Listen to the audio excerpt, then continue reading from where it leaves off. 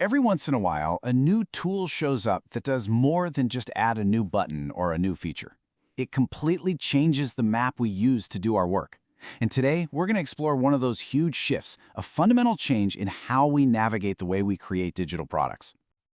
This really just says it all, doesn't it? It sets the stage so perfectly. See, we're not just talking about another piece of software here. We're talking about a whole new way of seeing, a new source of light that kind of changes our perception of the entire landscape we work in.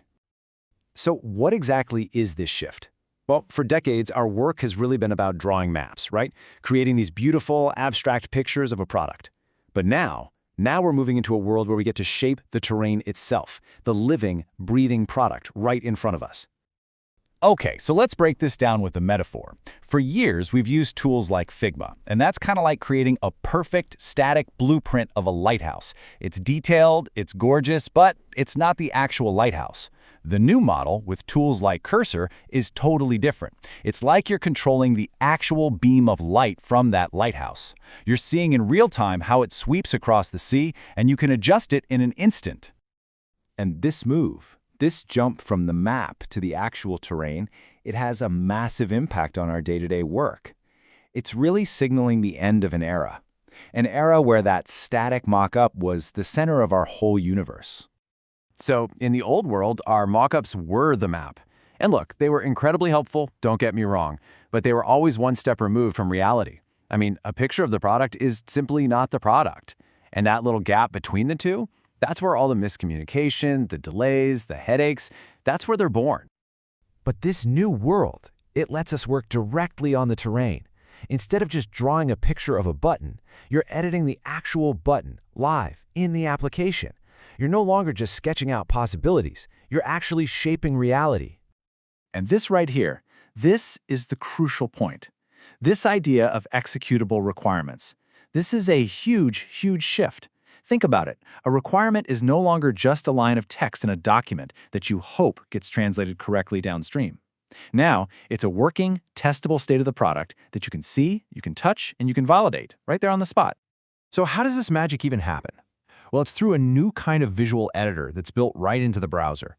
You can literally just drag elements around, you can test different component states live, you can even just point at something and tell an AI, hey, make this collapsible, or change this color to our brand's blue, and it actually modifies the underlying code for you. It's incredible.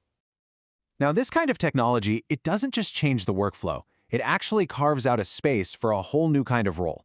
It's an evolution, really, for the people who bridge that critical gap between what the business needs and what the final product becomes. So we're starting to see this new role emerge, the Business Interface Architect. Some people are even calling it the Business Interface Navigator. It's this cool hybrid role where a business analyst is no longer just translating requirements. They're actually empowered to directly shape and refine the user experience, tweaking the UI in real time to perfectly match those requirements. And this just shows you how simple it becomes. That old, complicated process, design, then handoff, then development, then UAT, all of that gets compressed into this super tight iterative loop. You see the live product, you shape it directly, and you validate it instantly. Almost all of that friction just disappears. Okay, so a really natural question comes up here. If we can just edit the live product directly, what happens to the tools we've relied on for so long? What about Figma? Is this the end for Figma? Well, the short answer is no, absolutely not. But its role is definitely shifting in a big way. Its center of gravity is moving. Figma is not going anywhere. It's still going to be the essential tool for those moments when high-level craft and conceptual art are absolutely critical. So think about brand identity, deep aesthetic explorations, building complex design systems from the ground up, or designing native mobile apps. Figma becomes more like the specialized art studio and less like the everyday factory floor. So, what does this all mean? This clearer, more direct path, what does it mean for the teams that are building these products every single day? Well, the impact is kind of staggering. I mean, just look at these numbers. The data we're seeing suggests that the product cycle time can drop by a factor of 3 to 7. Changes that used to take days of back and forth emails and meetings can now happen in minutes. This isn't just a small improvement, it's a total phase change in how we get work done. And that's really why this is so important. The handoff, which has traditionally been the biggest source of friction and pain, it transforms from this huge bottleneck into a live conversation. And all of a sudden, the cost of making a change or just fixing a simple mistake, it just plummets. So let's bring this all home and talk about the philosophy behind this whole shift. Because this isn't a story about automation taking over. It's a story about creating better tools for human navigators. And let's be perfectly clear about this. The AI is not the one in charge here. It doesn't have a vision. It has no intent. Human creativity, human strategy, that's still at the helm. The AI is simply that powerful light source that helps us see the path forward more clearly.